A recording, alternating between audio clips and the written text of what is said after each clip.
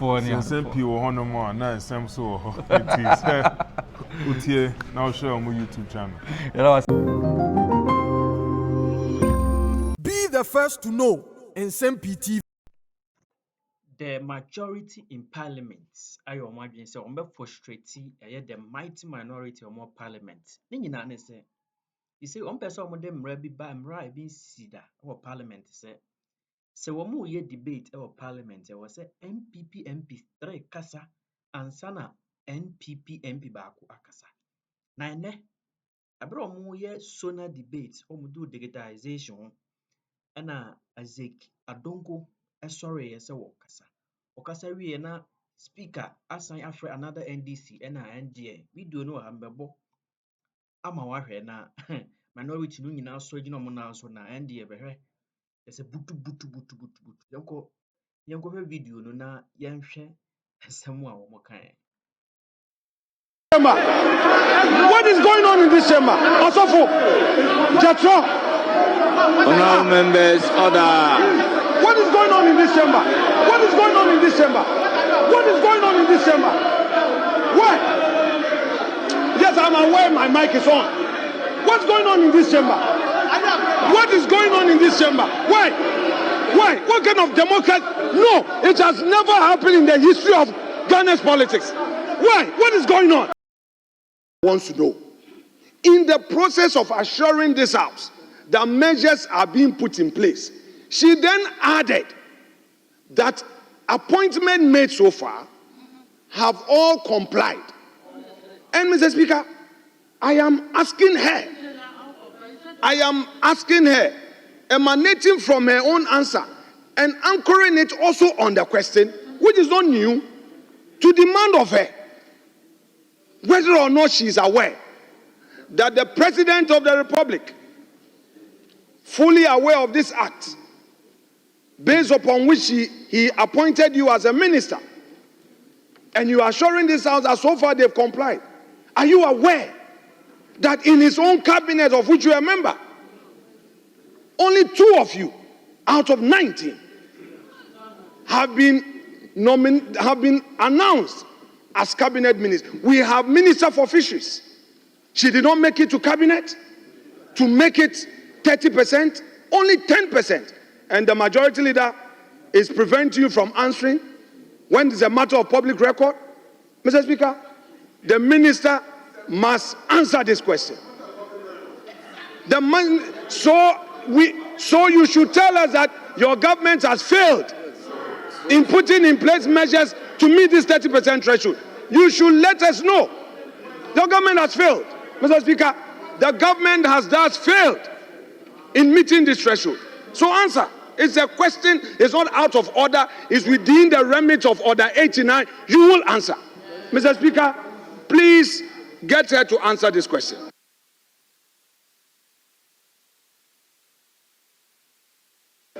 Yes, Honorable Suhini.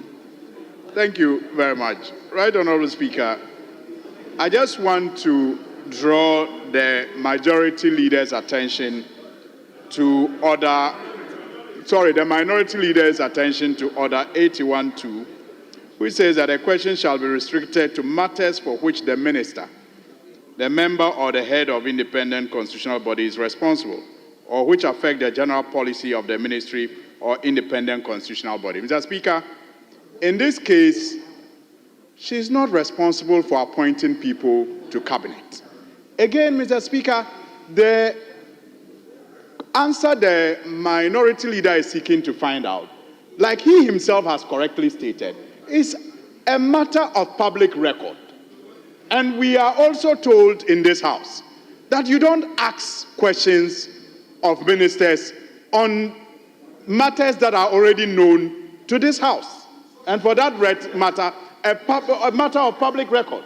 Mr. Speaker, the minority leader is only concerned about making a statement and restating, I'm sure for the public gallery, that cabinet appointments is short of meeting 30%. That's all he seems to be interested in. Mr. Speaker, in that case, I'll suggest to him to do a statement that I'm sure you'll be kind enough to admit, so that he can make that statement on the floor and not pass it through a question. Because clearly what he is doing is not questioning the minister. It is just making a statement for the media and for the public to take note of the fact that, oh, there are only 2 women that have been appointed. Thank you. You want us to continue? I thought we should move to... Wait, sorry? Respect. Mr. Speaker, with respect, the minister has made a statement on this House floor which contradicts public records. Mr. Speaker, the minister cannot escape this. In all humility, she told us that all appointments made have met the 30% threshold. That is what she said. Mr. Speaker, that is what she said. She says that, Mr. Speaker, they have met that threshold. Mr. Speaker, let the minister answer the question. Because all this protection, I don't see why all of them are preventing the minister from answering. She should answer the question. If the question is out of order, that should go into the record, and I will submit. Mr. Speaker, I've asked the question. If you think that the question does not meet the requirements of Order 89, rule me out of order and let the records take note of it, and then we all be guided by posterity. But as far as I'm concerned, the question has been asked, the minister would have to answer, no matter the protection from the majority leader and my respected friend Suhini, who is trying to go under the 81 to create his own issue. I don't mind, but the question must be answered. Well, from the basis of your further supplementary question, I think you got it wrong, because the minister clearly stated that so far the percentage of appointment is 23. She stated in the answer, but she did not say anything about 30%.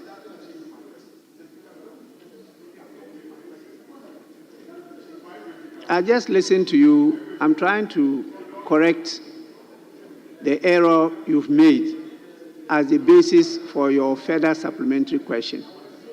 Because you stated that she said that the appointments have met the 30% threshold. And I'm saying she didn't say so. She said 23%, not 30%. So, please, may we proceed to the debate, because I know it's an issue that is dear to members, and that you raise it again. I am very, very clear in my mind, and my passion for this bill is beyond measure.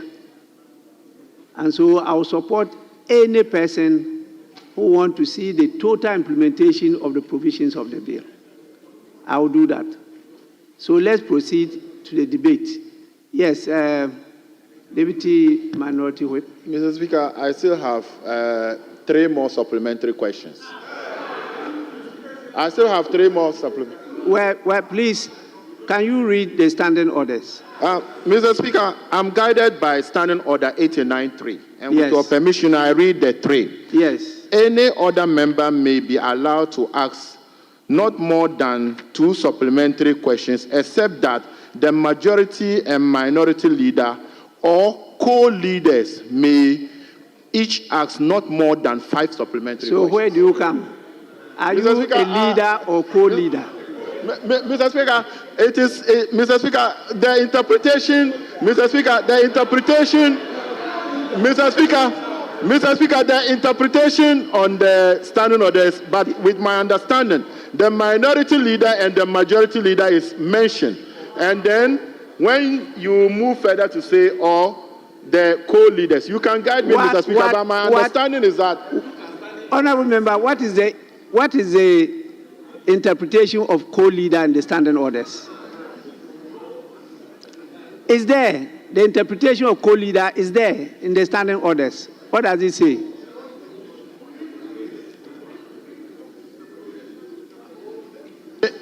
Mr. Speaker, even though I'm guided as leadership mentioned in the standing orders, my understanding with the order 893 has been loaded on our screen. If you mention the majority leader and the minority leader, my understanding is that the co-leaders are the other leaders. But if it is not the case, Mr. Speaker, if it is not the case, I am guided. If it is not the case, I am guided. But I know that Mr. Speaker can always create room to accommodate us and allow us to make ask questions.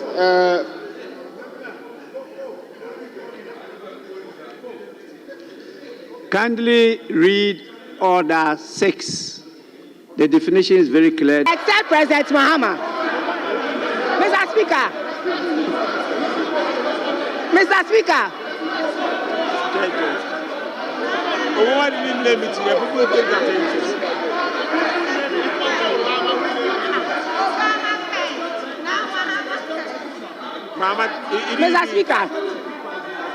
Mr. Speaker, I'm asking myself, which president will name in Ghana, will name an initiative after himself or herself, except President Mahama?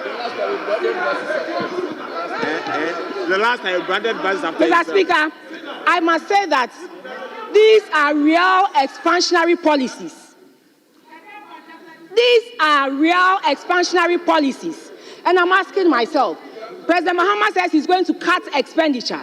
So on one side, you are cutting expenditure. On the other side, you are bringing huge expansionary policies. Where are you going to get the funding from? Let's be realistic. Let's be realistic. Let's be realistic about this. And let's make sure that, one, Mr. Speaker, what we in the minority are demanding of the president is that we want him to be responsible and competent and focus on, one, sustaining and improving the growing confidence in the economy as a result of the turn of things. We want the president to sustain the growing confidence in the economy and not commit to large-scale expansionary projects. Two, we also want the president to ensure fiscal discipline and efficient use of resources. That is what we expect from the president. Mr. Speaker, we also want the president, one thing on my heart, is for the president to strengthen the private sector. At least she still have 1 more minute, so please. For the president to strengthen listen to her. To strengthen the private sector, to enable the private sector create the jobs and not government be creating temporary jobs that will not last and at the end of the day will disappoint a lot of people. So, Mr. Speaker, in keeping with the national dialogue, I'm very, very happy of what happened yesterday. Yesterday, Mr. Ishmael Yamson said one thing, very, very profound. He said, I read on Joy FM that he said that, listen, nobody can transform this nation as President Mahama himself. Because in places where there's been transformation, it takes just one single leader to do that. It takes just one single leader.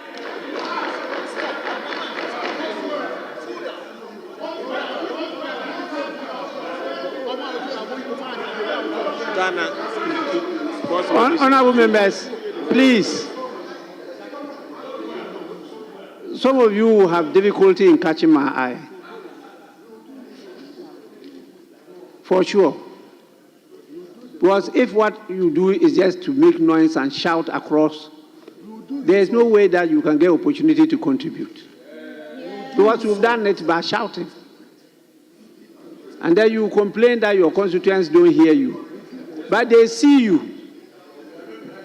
The cameras are capturing you. And they are looking at you shouting. Please. Yes, thank you, Mr. Speaker. Mr. Speaker, I'm rounding up. What I said was yesterday, I saw on my Joy online